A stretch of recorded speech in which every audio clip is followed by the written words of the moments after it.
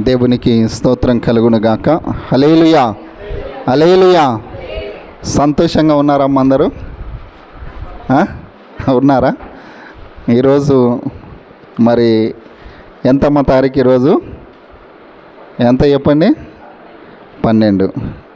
ఇంకొక 20 రోజులు కొంచెం ఓపిక పడితే ఈ ఎండాకాలం వెళ్ళిపోతే ఎలా ఉంటుంది చెప్పండి? అందరికీ వాతావరణము చల్లగా ఉంటుంది. కాబట్టి ఏం చేయాలి? ఈ 20 రోజులు ఓపికతో అన్నిటినీ ఓర్చుకోవాలి. దేవుని యొక్క కృపను బట్టి కొంచెం వాతావరణం ఈ మధ్య చల్లగానే ఉంటా ఉంది. దేవునికి స్తోత్రం, హల్లెలూయా. మంచిది. మరి దేవుని యొక్క వాక్యంలో నుంచి ఒక వాక్య భాగాన్ని మనము ధ్యానం చేస్తూ ఉన్నాం కదా. పోయిన వారం ఒక వాక్య భాగాన్ని చూసాం. ఈరోజు అదే ఒక వాక్య భాగాన్ని చదివి మరలా దేవుడు మనతో ఏం మాట్లాడుతూ ఉన్నాడో జాగ్రత్తగా గ్రహిద్దాం. లూకా సువార్త 21వ అధ్యాయము 36వ వచనం. లూకా సువార్త 21వ అధ్యాయము 36వ వచనం.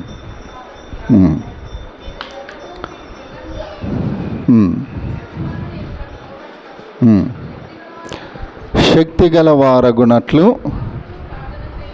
ఎల్లప్పుడూ ప్రార్థన చేయించు మెలకువగా ఉండుడని చెప్పాను. మనం ఏం చేయాలంటమ్మా? ఎప్పుడు కూడా మెలకువగా నిలకడగా ఉండి మనం ఏం చేయాలి? ఎల్లప్పుడూ మనము ప్రార్థన చేయాలి. మన జీవితంలో మనకు ప్రార్థన చాలా ప్రాముఖ్యమైనటువంటిది. ఈరోజు ప్రతి విశ్వాసి కూడా ప్రార్థన చేస్తూ ఉన్నటువంటి సమయాన్ని కనుక మనము లెక్కిస్తే ఎంత సమయాన్ని ప్రార్థనలో గడుపుతూ ఉన్నాడు అనేటువంటి విషయాన్ని కనుక మనము ఆలోచన చేసి ఎంత సమయాన్ని ప్రార్థన కొరకు కేటాయిస్తూ ఉన్నాడని కనుక మనము గ్రహించగలిగితే ఈ లోకములో తన యొక్క జీవిత కాలములో రోజుకు 24 గంటలు ఉంటే ఆ 24 గంటల్లో ఎంతసేపు ప్రార్థన చేస్తూ ఉన్నారు చెప్పండి? ఎంతసేపు చేస్తారు? 1 గంట చేస్తారా? 2 గంటలు చేస్తారా? ఎంతసేపు చేస్తారు? చేస్తే ఒక 5 నిమిషాలు 10 నిమిషాలు రోజులో, అంతేనా? కానీ ప్రభువైన యేసుక్రీస్తు వారు ఏమని తెలియజేస్తూ ఉన్నాడు అని అంటే, దేవుని ఎదుట మనము నిలబడాలి అని అంటే మనకేం కావాలి? శక్తి కావాలి. శక్తి కావాలి కనుక మనం ఏం చేయాలి? నిలకడగా ఉండి ఎల్లప్పుడూ మనము ప్రార్థన చేయాలి. అంటే మన ప్రార్థన జీవితంలో ఏం కనపడతలేదు అని అంటే నిలకడ కనబడట్లా. మనము దేని కొరకు ప్రార్థన చేస్తూ ఉన్నాము? అసలు మన ప్రార్థన అంశం ఏంటి? మన దినచర్యలో మనం ఎలాగ ప్రార్థన చేస్తూ ఉన్నాము అని ఒక విషయాన్ని కనుక మనం గ్రహిస్తే మన ప్రార్థనలన్నీ కూడా ఎప్పుడు దేని కొరకు ఉంటాయో చెప్పండి? చేస్తే ఈరోజు అనారోగ్యంగా ఉంది కనుక, అయ్యా పాస్టర్ గారు మాకు ఆరోగ్యం బాగలేదు, దేవుడు ఆరోగ్యం ఇచ్చేలాగా మా కొరకు మీరు ప్రార్థన చేయండి. సంఘానికి కూడా ఒక రిక్వెస్ట్ చేస్తారు, ఆరోగ్యం బాగలేదు సార్ ప్రార్థన చేయండి ఆ వ్యక్తి కొరకు, అవునా? ఇంకా చేస్తే దేని కొరకు చేయాలి? మా కుటుంబం కొరకు ప్రార్థన చేయండి. ఇలా అడిగే వాళ్ళు చాలామంది ఉన్నారు. మా పరిస్థితులు బాగాలేవు, మా కుటుంబ పరిస్థితులు, ఆర్థిక స్థితులు బాగాలేవు, మా కొరకు మీరు ప్రార్థన చేయండి. అనారోగ్యంగా ఉన్నారు ఫలానా వ్యక్తి, ఆయన కొరకు ప్రార్థన చేయండి కదా. అంటే మన ప్రార్థన జీవితాన్ని, మనం ప్రార్థన చేస్తూ ఉన్నటువంటి విధానాన్ని కనుక మనం గమనిస్తే మనం ఎక్కువగా స్వస్థత కొరకు, ఆర్థిక అవసరతల కొరకు మనం ఏం చేస్తాము? ఎక్కువగా ప్రార్థనలు చేస్తాము, ప్రార్థనలు చేయించుకుంటాం. అది తప్పేమీ కాదు. కానీ ఒక విశ్వాసిగా, ఒక కుటుంబంగా, ఒక వ్యక్తిగా, దేవుని యొక్క బిడ్డగా పిలువబడుతూ ఉన్నటువంటి మనము ప్రార్థన చేస్తే ఎలా ఉండాలి? దేవునికి స్తోత్రం, హల్లెలూయా. ఎలాగ మనము ప్రార్థన చేయాలి? ఏ విషయాల కొరకు మనము ప్రార్థన చేయాలి? ఎలాంటి విషయాలను మనం ముందు పెట్టుకొని ప్రార్థన చేయాలి. ఈ విషయాన్ని మనం బాగా గుర్తుపెట్టుకోవాలి. పరిశుద్ధ లేఖన భాగములో ఒక విషయాన్ని మనం గమనిద్దాం. ఒక వ్యక్తిని మనము జ్ఞాపకం చేసుకుందాం. ఆ వ్యక్తి ఎలాగ ప్రార్థన చేస్తూ ఉన్నాడు, అసలు ఏ విషయాల కొరకు ఆయన ప్రార్థన చేస్తూ ఉన్నాడు, ఒక వ్యక్తి గురించే మనం ఈరోజు జ్ఞాపకం చేసుకుందాం. ఈరోజు ప్రతి ఒక్కరం కూడా ఉదయకాల సమయం మొదలుకొని ఇప్పుడు దాదాపుగా 11 అయింది కదా, అంటే ఈ సమయం వరకు మనం దేవుని యొక్క సన్నిధికి వచ్చాం. వచ్చే ముందు మనం ఎలా ప్రార్థన చేసుకొని వచ్చామో మనకి బాగా తెలుసు. అంటే ఒక వ్యక్తిగా, ఒక కుటుంబంగా, ఒక సమాజంగా కూడుకున్నటువంటి మనము ఎలా ప్రార్థన చేస్తూ ఉన్నామో మనకు బాగా తెలుసు. అయితే పరిశుద్ధ లేఖన భాగములో ఒక వ్యక్తి ఉన్నాడు. ఆ వ్యక్తి ఏమని ప్రార్థన చేస్తూ ఉన్నాడు, ఆ వ్యక్తి యొక్క ప్రార్థనతో మన ప్రార్థనను ఏం చేసుకోవాలి, ఈరోజు పోల్చి చూసుకోవాలి. ఆయన ఎలా ప్రార్థన చేస్తూ ఉన్నాడు, మనం ఎలా ప్రార్థన చేస్తూ ఉన్నాడు, మనం దేని కొరకు చేస్తూ ఉన్నాము, ఆయన దేని కొరకు చేస్తూ ఉన్నాడు. మనం ఏం చేయాలి, ఈరోజు ఆ వ్యక్తితో మనము పోల్చుకోవడానికి ప్రయత్నం చేద్దాం. దేవునికి స్తోత్రం కలుగును గాక. హల్లెలూయా, హల్లెలూయా. తీయండి పరిశుద్ధ లేఖన భాగంలో నుంచి మొదటి దినవృత్తాంతముల పుస్తకం 4వ అధ్యాయము 10వ వచనాన్ని చదవండి ఒకసారి. మొదటి దినవృత్తాంతముల పుస్తకం 4వ అధ్యాయము 10వ వచనాన్ని చదవండి.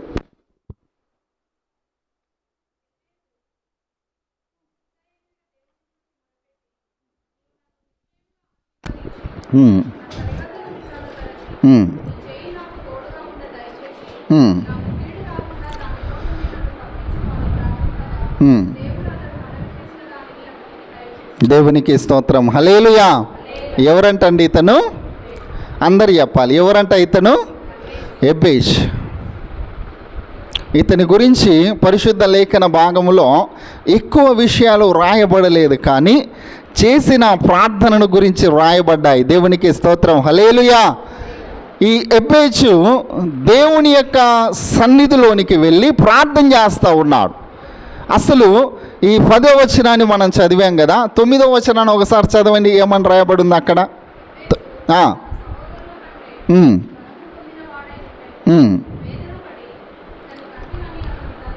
వేదన పడి ఇతన్ని కంటినని అతని తల్లి అతనికి ఎబ్బేజు అని పేరు పెట్టెను. ఎబ్బేజు అనేటువంటి మాటకు అర్థం ఏమిటి అనంటే వేదన. దేవునికి స్తోత్రం. హల్లెలూయా. వేదన పడుతూ ఉన్నాడు. ఎబ్బేజు యొక్క తల్లి అనుకుంది, అయ్యో నేను ఎబ్బేజుని కనడానికి ఎంతో వేదన పడ్డాను, ఈ వేదనలో నుంచి ఎబ్బేజు నాకు కలిగాడు గనుక నేను అతనికి ఏమని పేరు పెడతా ఉన్నాను? వేదన. వేదన అనేటువంటి మాటకు, లేక ఎబ్బేజు అనేటువంటి మాటకు అర్థము వేదన పడుట. దేవునికి స్తోత్రం. హల్లెలూయా, హల్లెలూయా. ఎబ్బేజు ఏమని ప్రార్థన చేస్తూ ఉన్నాడో తెలుసా? ప్రాముఖ్యంగా 4 విషయాల కొరకు ప్రార్థన చేస్తూ ఉన్నాడు. దేవునికి స్తోత్రం కలుగును గాక. హల్లెలూయా. మొట్టమొదట ఆయన అడుగుతూ ఉన్నాడు దేవుని యొక్క సన్నిధిలో, నీవు నన్ను ఆశీర్వదించు. ఆశీర్వాదము కొరకు ప్రార్థన చేస్తూ ఉన్నాడు, దీవెనల కొరకు ప్రార్థన చేస్తూ ఉన్నాడు. అయ్యో నేను వేదన పుత్రుడిగా పిలువబడుతూ ఉన్నాను, నా తల్లి నాకు ఈ పేరు పెట్టింది కనుక ఈ వేదనలో నుండి నేను తప్పించబడి ఈ వేదనలో నుండి నేను బయటపడడానికి నీవు నన్ను ఏం చేయాలి? ఆశీర్వదించు. ఎంత గొప్ప ప్రార్థన అండి. మన ప్రార్థనలో ఎప్పుడైనా అయ్యా నువ్వు నన్ను ఆశీర్వదించని మనం ప్రార్థన చేస్తామా? అమ్మా చేస్తామా? నన్ను ఆశీర్వదించని ప్రార్థన చేస్తామా? ప్రభా ఈ కుటుంబాన్ని ఆశీర్వదించని ప్రార్థన చేసేవాళ్ళు పలుకుతారు తప్ప వ్యక్తిగతంగా ప్రార్థన చేసుకుంటూ ఉన్నప్పుడు అయ్యా నన్ను ఆశీర్వదించు. ఎప్పుడైనా ఈ మాట మనం పలికామా? ఒక సేవకుడు ప్రార్థన చేసినా, ఒక విశ్వాస ప్రార్థన చేసినా, ఫలానా కుటుంబాన్ని దీవించు నాయన, ఆశీర్వదించు నాయన అని నోటి నుండి పలుకుతూ ఉన్నాడు, కానీ స్వతహాగా తన నోటిలో నుండి అయ్యా నన్ను దీవించు అనేటువంటి మాట ఎప్పుడైనా పలుకుతామా? పలకగలిగిన సందర్భాలు ఉన్నాయా? కారణం ఏంటి అనంటే మనం ప్రార్థన చేస్తూ ఉన్నప్పుడు మనకు కొన్ని విషయాలు మనం మర్చిపోతాం. అందులో మొట్టమొదట మనకు మనముగా పలకాల్సిన మాట ఏంటో తెలుసా? అయ్యా, ఈరోజు నన్ను నీవు ఆశీర్వదించు. దేవునికి స్తోత్రం. హల్లెలూయా, హల్లెలూయా. ఎబ్బేజు ఆ మాటనే ముందు పెట్టుకున్నాడు. నువ్వు నన్ను దీవించు నాయన, నువ్వు నన్ను ఆశీర్వదించు. ఈ దినం ఎలా ఉండబోతా ఉందో నాకైతే తెలియదు. ఈ దినం ఏం జరుగుతూ ఉందో నాకైతే తెలియదు. ఈరోజు నేను ఏం చేయబోతా ఉన్నానో నాకైతే తెలియదు. ఈరోజు జరగబోతూ ఉన్నటువంటి వాటిలో నేను దీవించబడినట్లుగా నీవు నన్ను ఆశీర్వదించు అని మనం ఏం చేయాలి?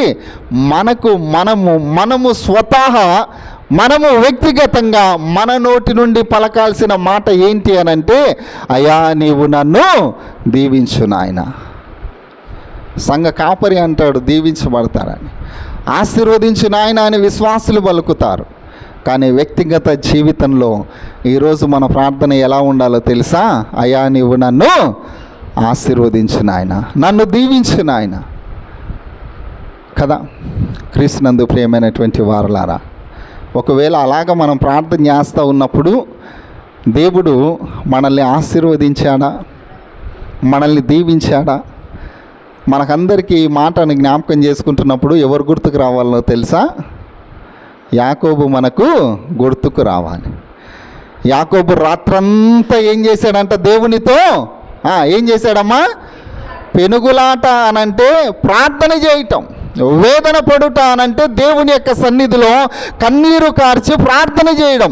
మనకున్న సమస్యను బట్టి, మనకున్న ఇరుకును బట్టి, మనకున్న ఇబ్బందిని బట్టి, మనం ఏ స్థితిలో ఉన్నామో ఆ స్థితిలోనే దేవుని యొక్క సన్నిధిలోనికి మనం వచ్చి, లేక మన ఇంట్లోనే మనం చేస్తూ ఉన్న ప్రార్థన స్థలములోనే మనం మోకరించినప్పుడు మనము కన్నీరు కార్చి వేదనతో అయ్యా నీవు నన్ను దీవించు అని మనం ప్రార్థన చేస్తూ ఉన్నప్పుడు దేవుడు మనల్ని ఎలా దీవించబోతూ ఉన్నాడో అని నువ్వు గ్రహించాలి అనంటే, యాకోబు వలె నువ్వేం చేయాలి? దేవునితో ప్రార్థనలో పోరాడాలి. దేవునికి స్తోత్రం. హల్లెలూయా, హల్లెలూయా. క్రీస్తునందు ప్రియమైనటువంటి వారలారా, యాకోబు అన్నాడు కదా, నీవు నన్ను దీవిస్తేనే తప్ప, నీవు నన్ను ఆశీర్వదిస్తేనే తప్ప నేను నిన్ను విడిచిపెట్టను. ఎంత గొప్ప మాట అండి.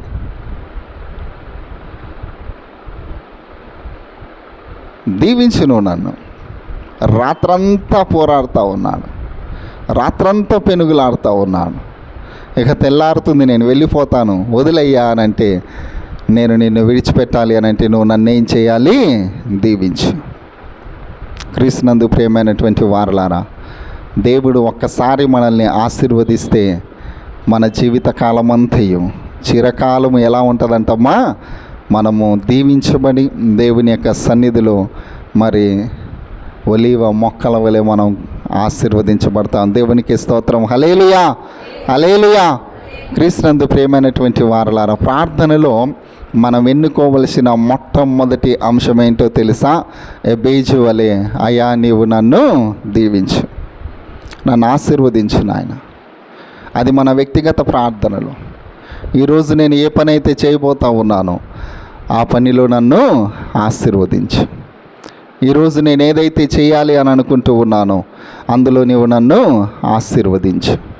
వేదన పడుతూ ఉన్నానయ్యా, ఒక పని కొరకు కష్టపడుతూ ఉన్నాను. కొంతమంది చాలా నెలలు కదా సీజనల్గా వ్యాపారం చేసే వాళ్ళు ఉంటారు, చూసారా? ఈ సీజన్లో కొంచెం వ్యాపారం మంచిగా జరిగిందనుకో, ఏమంటారు? ఈసారి మంచిగా వ్యాపారం 10 రూపాయలు మిగిలాయని అంటారు. ఇంకొక సీజన్లో ఇంకొక వ్యాపారం చేస్తారు, ఈ సీజన్ అంతా నష్టమేనయ్యా, పోయిన సంవత్సరం బాగుండే, ఈ సంవత్సరము బాగా. అంటే ఏంటి? నీకు నష్టం వస్తే నీకేమి లేనట్టు? ఆశీర్వాదము లేనట్టు. నువ్వు లాభపడితే నీకేమున్నట్టు?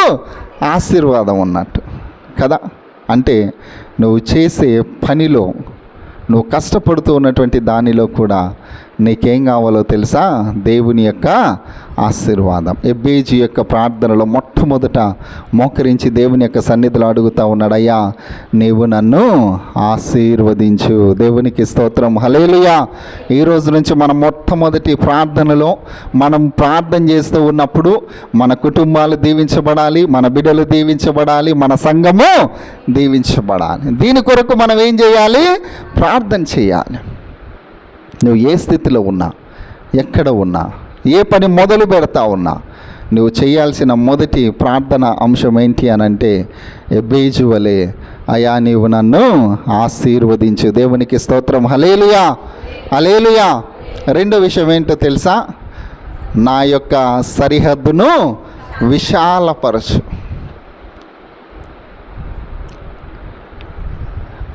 ఎబ్బేజు యొక్క ప్రార్థనలో ఈ 4 అంశాలు చాలా ప్రాముఖ్యంగా ప్రార్థన చేస్తాడు.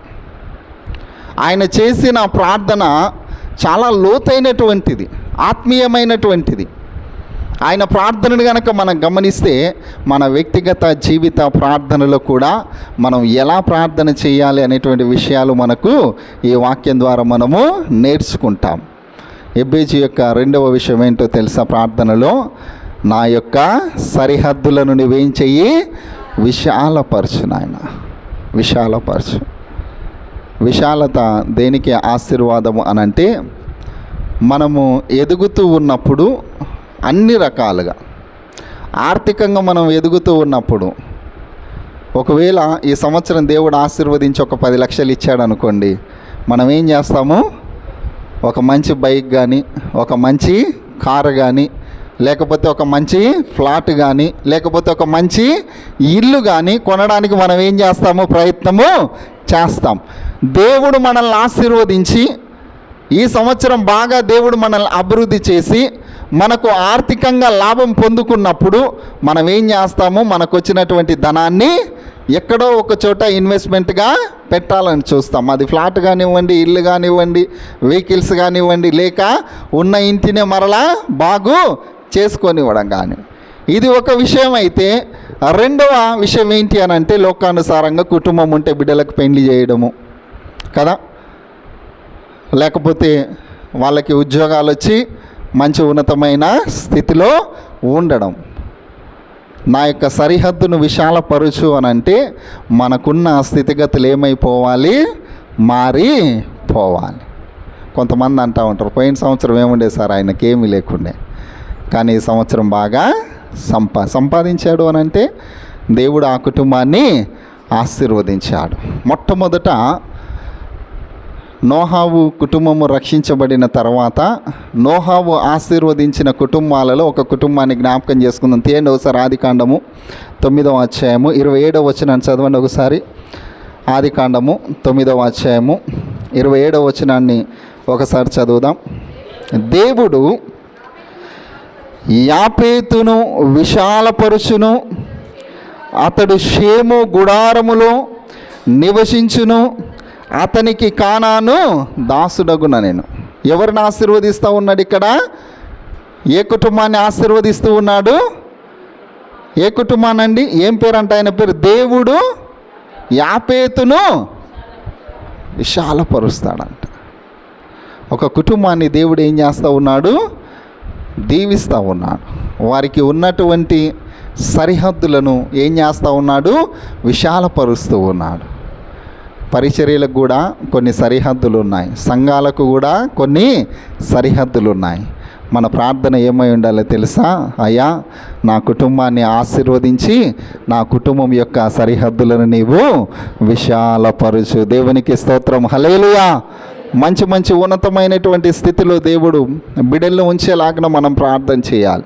మనకున్నటువంటి పరిస్థితులన్నీ మారిపోయి మనం ఒక ఉన్నతమైనటువంటి స్థితిలో దేవుడు మనల్ని ఆశీర్వదించేలాగా మనం ఏం చేయాలి? ప్రార్థన చేయాలి. ఎబ్బేజు యొక్క ప్రార్థన, అయా నీవు నన్ను ఆశీర్వదించి నా సరిహద్దులను నువ్వేం చెయ్యి? విశాలపరచు. దేవునికి స్తోత్రం. హల్లెలూయా, హల్లెలూయా. మూడో విషయాన్ని ఏమని ప్రార్థన చేస్తూ ఉన్నాడో తెలుసా? నీ చేయి నాకు తోడుగా ఉండని. ఏమని ప్రార్థన చేస్తూ ఉన్నాడండి? అందరు చెప్పాలి.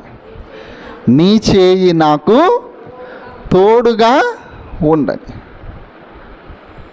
మనం ప్రార్థన చేస్తాం, అయ్యా మాకు ముందుగా నీ దూతల్ని కావలి ఉంచి నడిపించు. అది మంచి ప్రార్థనే. నీ రాకపోకలైంది యెహోవా నిన్ను కాపాడును కదా. కానీ ఒక విషయాన్ని మనం గుర్తుపెట్టుకోవాలి. ఏంటి అని అంటే, మనం ఎక్కడికి వెళ్తా ఉన్నా కూడా దేవుని యొక్క హస్తం మనకేం చేస్తూ ఉంది? తోడుగా వస్తూ ఉంది. దేవునికి స్తోత్రం. హల్లెలూయా. హల్లెలూయా. ఈరోజు నీవు నేను ఆశీర్వదించబడి దేవుని యొక్క సన్నిధికి వచ్చాము అని అంటే మనల్ని ఎవరు పట్టుకొని నడిపించారు తెలుసా? దేవుడే. నమ్ముతున్నారా ఈ మాటని? అమ్మ నమ్ముతున్నారా? పాట పాడతారు కదా ఇందాక, నీ చేతితో నన్ను పట్టుకో, నీ ఆత్మతో నన్ను నడుపు, నీ చేతితో నన్ను పట్టుకో, నీ ఆత్మతో నన్ను నడుపు, శిల్పి చేతిలో శిలను నేను, అనుక్షణము నన్ను చెక్కుము, శిల్పి చేతిలో శిలను నేను, అనుక్షణము నన్ను చెక్కుము. దేవుడు మన చేతిని ఏం చేయాలి? పట్టుకోవాలి. ఎప్పుడు పట్టుకుంటాడండి ఆయన? ఇప్పుడు పెళ్ళైతుంది కదా, కొత్తగా పెళ్ళైన జంటకి మీరు బాగా గమనించండి. పెళ్ళైన వాళ్ళకి ఎంత ఉండాలి వయసు? 21, 23 ఉండాలి గవర్నమెంట్ యాజ్ ఎ రూల్ ప్రకారం. 21, 23 సంవత్సరాలు ఉన్న యవనస్తులకు పెళ్లి చేసిన తర్వాత వాళ్ళిద్దరూ చర్చిలో నుంచి బయటికి రానికి ఏం చేయాలి? ఏం చేయాలి చెప్పండి? మీరు చాలా పెళ్ళిలో చూసి ఉంటారు కదా, పిల్లగాడిద్దరు వెళ్తూ ఉంటే పాస్టర్ గారు వచ్చి ఆగాగా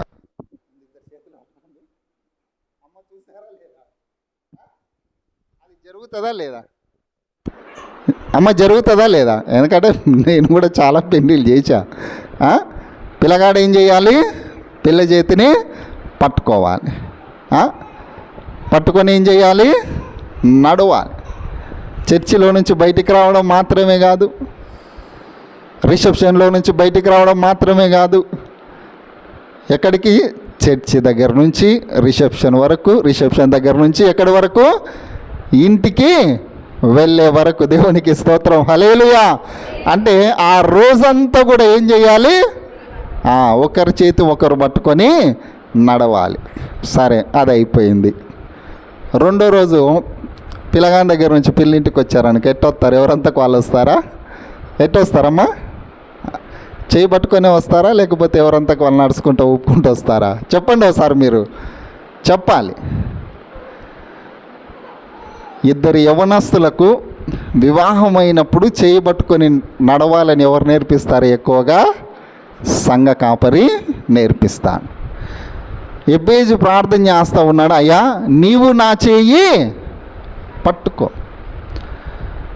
ఒక్కసారి బాగా ఆలోచన చేయండి. మనం ఎప్పుడు చేయబట్టుకుంటాము, ఎవరు చేయబట్టుకుంటాము అని అంటే, మన ముందు ఎవరైనా జారిపోయి పడిపోతూ ఉన్నప్పుడు ఏం చేయాలి? చేయబట్టుకుంటాం. వాళ్ళు ముసలోళ్ళ, యవనస్తుల, స్త్రీల, పురుషుల అనేటువంటిది మనము గ్రహించాం. అరే పడిపోతూ ఉన్నాడు కదా, నేను చేస్తారు? టక్కున పట్టుకుంటాం. అదొక విధానం. ఇక రెండో విధానం ఏంటి అని అంటే, చిన్నపిల్లలు ఉన్నారు కదా, ఆ చిన్నపిల్లల్ని ఏం చేస్తారు? ఖచ్చితంగా చేయి పట్టుకొని నడిపిస్తారు. దేవునికి స్తోత్రం, హల్లెలూయా, హల్లెలూయా. అంటే మన జీవితంలో మనల్ని మనము ఏం చేయాలి?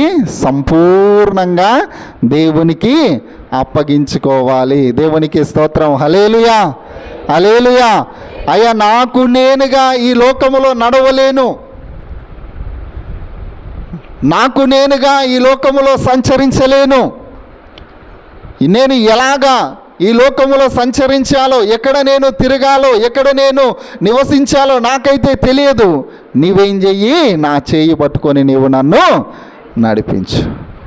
గాఢాంధకారపు లోయలో నేను సంచరించిన ఏ అపాయమునకు భయపడను. కారణం ఏంటి అని అంటే, ఆ గాఢాంధకారపు లోయలో కూడా మన దేవుడు మనకేమిస్తాడో తెలుసా? వెలుగునిస్తాడు. దేవునికి స్తోత్రం, హల్లెలూయా, హల్లెలూయా. ఈరోజు ఎవరైతే వారి యొక్క జీవితంలో అయా నీ చేయి నాకు తోడుగా ఉండని, నీ చేయితో నా చేయి పట్టుకొని నీవు నన్ను నడిపించు, కీర్తనకారుడు ఒక మాట అంటాడు. చదవని కీర్తనలు 18వ కీర్తన 16వ వచనాన్ని చూడండి ఒకసారి. 18వ కీర్తన 16వ వచనం ఒకసారి చదవండి. ఆ మాట శ్రేష్టమైన మాట. 18, 16 ఒకసారి చూడండి. ఉన్నత స్థలము నుండి చేయి చాపి ఆయన నన్ను, ఎంత శ్రేష్టమైన మాట అండి. ఉన్నత స్థలములో నుండి చేయి చాపి ఆయన ఏం చేశాడంటమ్మా? నన్ను పట్టుకున్నాను. క్రీస్తునందు ప్రియమైనటువంటి వారలారా, నీవు ఎప్పుడైతే మోకరించి ప్రార్థన చేస్తావో,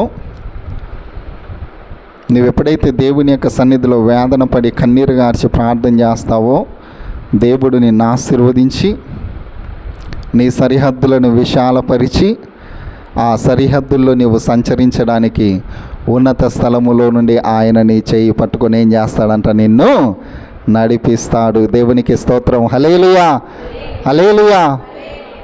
ఆయన నిన్ను నడిపిస్తూ నీకు తోడుగా ఉంటూ నీ జీవితంలో నిన్నెక్కడికి నడిపించాలో ఆయన నిన్నక్కడికి నడిపిస్తాడు. ఎప్పుడు నడిపిస్తాడో తెలుసా?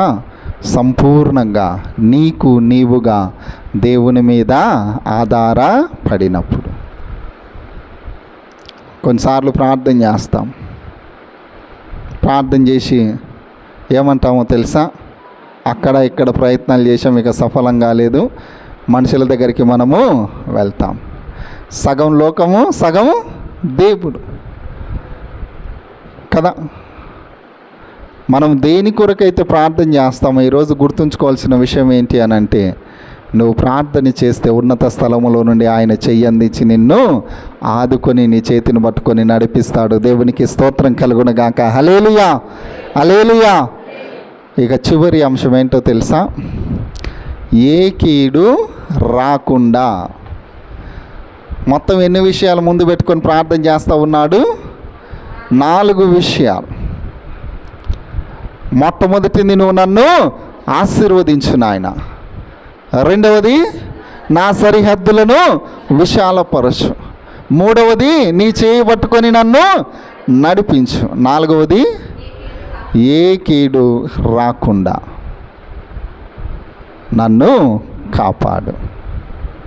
నా మీదికి ఏ కీడు రావద్దు నాయన.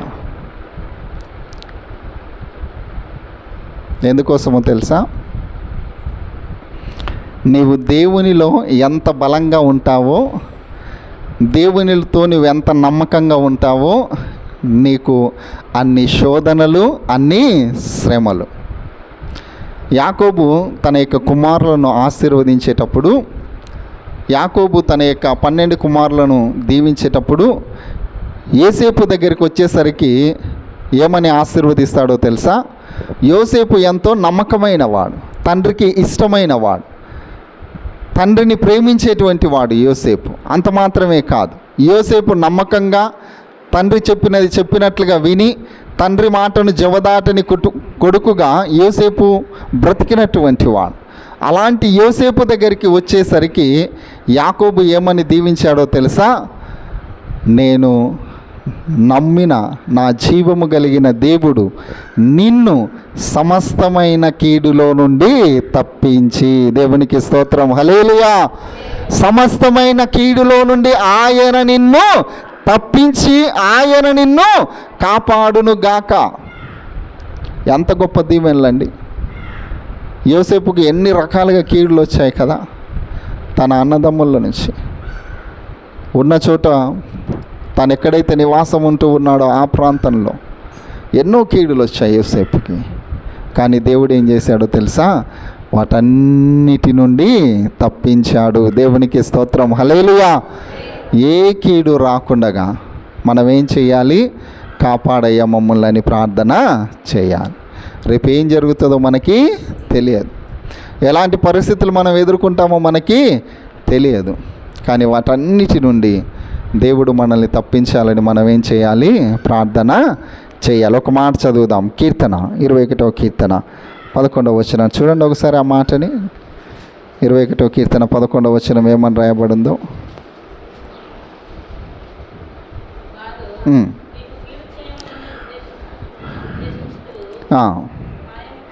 వారు నీకు కీడు చేయవలనని ఉద్దేశించిరి, దురుపాయము పన్నిరి, కానీ దానిని నీవు కొనసాగింపక లేకపోయిరి. చాలామంది మనకు కూడా ఈ లోకానుసారంగా ఎంతోమంది ఏం చేయాలనుకుంటారమ్మా? కీడు చేయాలనుకుంటారు. అవునా? అందుకే దేవుని యొక్క వాక్యంలో రాయబడిన మాట ఏంటి అని అంటే, మీకు ఎవరైనా కీడు చేస్తే మీరు కీడుకు ప్రతి కీడు చేయకండి, మీరేం చేయండి? వాళ్ళకి మేలే చేయండి. దేవునికి స్తోత్రం, హల్లెలూయా. కానీ కొంతమంది ఉంటారు కదా, నాకు ఇట్లా చేశాడు, అట్లా చేశాడు, ఇప్పుడు నా దగ్గరకు వచ్చాడు, నాకు దొరికింది సమయము, నేనేం చేస్తాను? దానికి ప్రతికీడి చేస్తాను. కొంతమంది ఉంటారు, వాక్యం తెలియని వాళ్ళు, దేవుని బిడలంగా అని చెప్పుకుంటూ లోకంలో జీవిస్తూ ఉన్నవాళ్ళు, ప్రార్థన లేని జీవితంలో ఉన్నవాళ్ళు, లోకానుసారంగా బ్రతుకుతూ ఉన్నవాళ్ళు కీడుకు ప్రతికీడు చేయాలనుకుంటారు. కానీ దేవుని బిడ్డలైనటువంటి వారు, వాక్యాన్ని అనుసరించి నడుచుకునేటువంటి వారు, వాక్యాన్ని సంపూర్ణంగా అంగీకరించేటువంటి వారు కీడు చేసినా కూడా వారి కొరకు ఏం చేస్తారో తెలుసా? అయ్యా నువ్వు వారిని ఆశీర్వదించు అని వారి కొరకు ప్రార్థన చేస్తారు. కీర్తనకారుడు అంటూ ఉన్నాడు, ఎంతోమంది నాకు కీడు చేయాలని చూశారు, కానీ నువ్వేం చేసావో ఆ కీడు నాకు రాకుండగా నీవు నన్ను కాపాడావు. దేవునికి స్తోత్రం, హల్లెలూయా. కొన్నిసార్లు దేవునిలో మనం ఉన్నప్పుడు, దేవునిలో మనం జీవిస్తూ ఉన్నప్పుడు, దేవుని కొరకు మనం బ్రతుకుతూ ఉన్నప్పుడు మన జీవితంలో కూడా కొన్ని జరుగుతాయి. కానీ వాటిని కూడా మనం ఏం చేయాలి? అంగీకరించాలి కదా. యోబు యొక్క జీవితంలో మనం గమనిస్తే ఎంత నమ్మకంగా, ఎంత దేవునికి దగ్గరగా ఉన్నాడు. ఒకానొక సందర్భంలో భయంకరమైన పరిస్థితులు యోబు బ్రతుకుతూ ఉన్నప్పుడు భార్య వచ్చింది, ఎందుకయ్యా నీకు ఈ బ్రతుకు, నా దేవుడు నా దేవుడు అని అంటావు, నీకు ఇది అవసరమా? నువ్వు ఇలా బ్రతకడం నీకు ఇది అవసరమా? కనీసం ఇప్పుడన్నా దూషించి చచ్చిపో అని అంటుంది భార్య. కానీ ఏమన్నాడో తెలుసా? మేలైతే మనం అనుభవిస్తాము కానీ కీడును అనుభవించమా. కొన్నిసార్లు దేవుడు మన జీవితంలో కొన్నిటిని అనుమతిస్తాడు, కానీ అనుమతించిన వాటిలో నుండి ఆయనే మనలను తప్పిస్తాడు. దేవునికి స్తోత్రం, హల్లెలూయా. కొన్నిటిని రాకముందే ఆటంకపరుస్తాడు, కొన్నిటిని రాకముందే వాటిని మన నుండి దూరం చేస్తాడు. కొన్ని మన జీవితంలోనికి ఆయననే ఆహ్వానించి ఆయననే జరిగించి మరలా ఆయనే మనల్ని తప్పిస్తాడు. యోసేపు యొక్క జీవితంలో దేవుడు అన్నిటినీ ఆహ్వానించాడు, కానీ యోసేపుకు కీడు రాకుండా ఏం చేశాడు? ఆయనే కాపాడాడు. ఉన్నతమైన స్థితిలో దేవుడు యోసేపు నుంచాడు. దేవునికి స్తోత్రం, హల్లెలూయా. మన జీవితంలో కూడా మన చివరి ప్రార్థన ఎలా ఉండాలో తెలుసా? అయా ఈరోజు ఏ కీడు నాకు జరగకుండా నన్ను కాపాడు. దేవునికి స్తోత్రం, హల్లెలూయా. నువ్వు ప్రారంభించిన దినములో, నువ్వు నిద్రిస్తూ ప్రారంభించేటువంటి ఏ ప్రార్థన ద్వారా అయితే నువ్వు ప్రార్థన చేసి దినాన్ని ప్రారంభించావో, ఆ ప్రార్థన ద్వారా నువ్వు ముగించే ముందు నీ చివరి ప్రార్థన పడక గదిలో ఎలా ఉండాలో తెలుసా? ఈరోజు నువ్వు నన్ను కాపాడి ఏ కీడు నాకు రాకుండగా నన్ను సురక్షితంగా ఉంచావు. దేవునికి స్తోత్రం, హల్లెలూయా.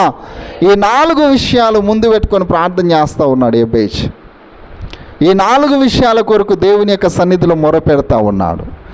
యెబేజు యొక్క ప్రార్థన దేవుడు విని యెబేజుకు దేవుడు ఏం చేశాడమ్మా? సమాధానాన్ని ఇచ్చాడు. దేవునికి స్తోత్రం, హల్లెలూయా. ఈ ప్రార్థన అంశానికి ముందు 3 అధ్యాయాలు కనుక మనం బాగా చదివితే, మొదటి 2, 3 వచనాలు 3 అధ్యాయాలు, ఈ 4వ అధ్యాయానికి వచ్చి 8, 7 వచనాలు కనుక మనం ముందు చదివితే అక్కడున్న విషయాలు ఏంటో తెలుసా? దాదాపుగా 500 పైబడిన చీలిక పేర్లు మనం చూస్తాం. అవన్నీ వంశావళిలా పేర్లు. దేవునికి స్తోత్రం, హల్లెలూయా. కానీ 4వ అధ్యాయము ప్రారంభమైన తర్వాత 9, 10 వచనాల్లో రాయబడిన మాటలు ఏంటో తెలుసా? యెబేజు యొక్క ప్రార్థన. అంతకుముందున్న అన్నీ కూడా వంశావళుల యొక్క పేర్లు మాత్రమే మనం చూస్తాం 3 అధ్యాయాల్లో. ఈరోజు మన ప్రార్థన ఎలా ఉండాలండి? ఎలా ఉండాలి చెప్పండి?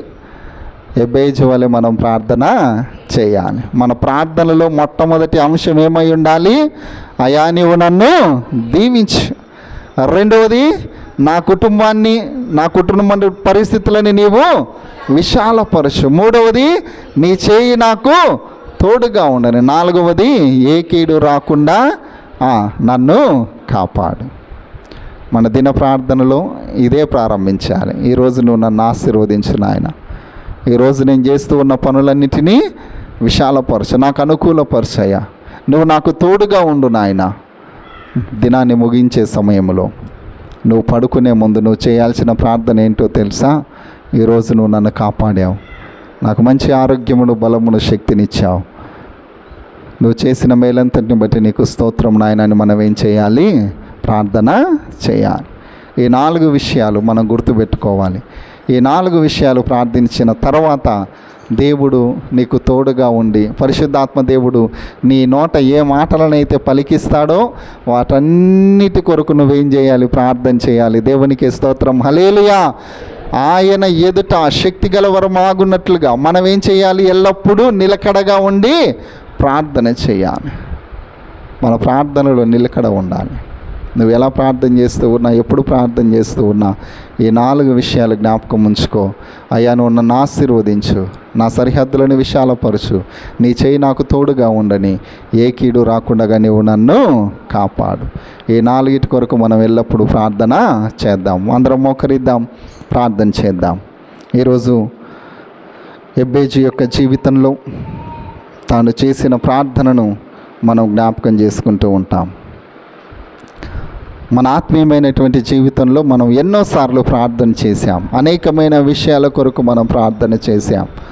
అనేకమైన వ్యక్తుల కొరకు మనం ప్రార్థన చేశాం. మనము ఎన్నోసార్లు ఎన్నో సందర్భాలలో మన ప్రార్థనా అంశాలను ఎన్నుకొని వాటన్నిటి కొరకు, మన దేశం కొరకు, మన సంఘం కొరకు, మన జిల్లా కొరకు, మన గ్రామం కొరకు, మన మండలాల కొరకు, సేవకుల కొరకు, విశ్వాసుల కొరకు, అన్యుల కొరకు ఎన్నో రకాలుగా మనం ప్రార్థన చేశాం. కానీ ఈరోజు పరిశుద్ధాత్మ దేవుడు నీతో నాతో మాట్లాడుతూ ఉన్నప్పుడు మన ఆత్మీయమైన జీవితంలో మనం నిలకడగా ఉండి ఎల్లప్పుడూ ప్రార్థన చేయాలి అని ఎబ్బేజును మనకు జ్ఞాపకం చేశాడు. ఎబ్బేజు 4 విషయాల కొరకు ప్రార్థిస్తూ ఉన్నాడు. అయ్యా, నువ్వు నన్ను ఆశీర్వదించు, నా సరిహద్దులను విశాలపరచు, నీ చేయి నాకు తోడుగా ఉండనిమ్ము, ఏ కీడు రాకుండా నీవు నన్ను కాపాడు అని 4 విషయాల కొరకు ఆయన ప్రార్థన చేశాడు. నీ జీవితంలో, నా జీవితంలో కూడా ఎబేజు వలె నేను ప్రార్థించడానికి, ఎబేజు వలె నా ప్రార్థన ఉండడానికి, మనమందరం కూడా దేవుని యొక్క సన్నిధిలోనికి వచ్చి ప్రార్థిస్తూ ఉన్నప్పుడు అయ్యా, నువ్వు నాకు సహాయమును దయచేయి నాయన, నీ కృప నాకు తోడుగా ఉండి నడిపించు ప్రభువా అని మనమందరం ప్రార్థన చేద్దాం. మహాగణుడా, పరిశుద్ధుడా, నీకే వందనాలు, స్తుతులు, స్తోత్రాలు చెల్లిస్తూ ఉన్నాం. ఈ నూతన పునరుద్ధాన దినమందు ప్రభువా, ఎబేజును ప్రభువా మేము జ్ఞాపకం చేసుకోవడానికి నువ్వు ఇచ్చిన కృపకై వందనాలు. ఎబేజు యొక్క జీవితంలో నాయన తన యొక్క ప్రార్థనలో ప్రభువా మరి ప్రార్థిస్తూ ఉన్నాడు. అయ్యా, నువ్వు నన్ను ఆశీర్వదించి నా సరిహద్దులను విశాలపరిచి నీ చేయి నాకు తోడుగా ఉండి ఏ కీడు రాకుండా నన్ను కాపాడు అని ప్రార్థిస్తూ ఉన్నాడు ప్రభువా. మా జీవితంలో కూడా నాయన మా అనుదిన ప్రార్థనలు ప్రభువా మేము ఇలాంటి అంశాలను ముందు పెట్టుకొని ప్రార్థించేటువంటి భాగ్యమును, ధన్యతను ఈ దినం మాకు నేర్పించినందుకు నీకే స్తోత్రము చెల్లిస్తూ ఉన్నాం. ఈ వాక్యము విన్న ప్రతి బిడ్డను, ప్రతి కుటుంబాన్ని, వినబోతూ ఉన్నటువంటి ప్రతి ఒక్కరిని ప్రభువా ఈ మైకు శబ్దం ద్వారా, ఈ యొక్క యూట్యూబ్ ఛానల్ ద్వారా ఎంతమంది అయితే వింటూ ఉన్నారో వారందరినీ మీరు దీవించి ఆశీర్వదించమని, వారందరి కుటుంబాలను ప్రభువా మీరు జ్ఞాపకం చేసుకునండి. మా సంఘంలో ఉన్న ప్రతి కుటుంబాన్ని మీరు దీవించమని. ఇదిగో ప్రభువా ఈ ఉదయకాల సమయంలో నాయన మా ప్రార్థనను నీ సన్నిధిలో మొరపెడుతూ ఉండగా మీరు విని జవాబును దయచేయమని, మా అనుదిన ప్రార్థనలో ప్రభువా మేము ఈ 4 విషయాలు మా గమనంలో ఉంచుకొని మేము ప్రార్థించేటువంటి జ్ఞానమును మాకు దయచేయమని, చేరి వచ్చిన బిడ్డలందరినీ కూడా మీరు దీవించమని యేసు పరిశుద్ధ నామములో అడిగి వేడుకొంచున్నాము తండ్రి, ఆమేన్. తండ్రి అయిన దేవుని ప్రేమ, కుమారుడైన యేసుక్రీస్తు యొక్క కృప, పరిశుద్ధాత్మ యొక్క అన్యోన్య సహవాసము, సమాధానము సదాకాలం మనందరికీ తోడైని నడిపించునుగాక. ఆమేన్, ఆమేన్.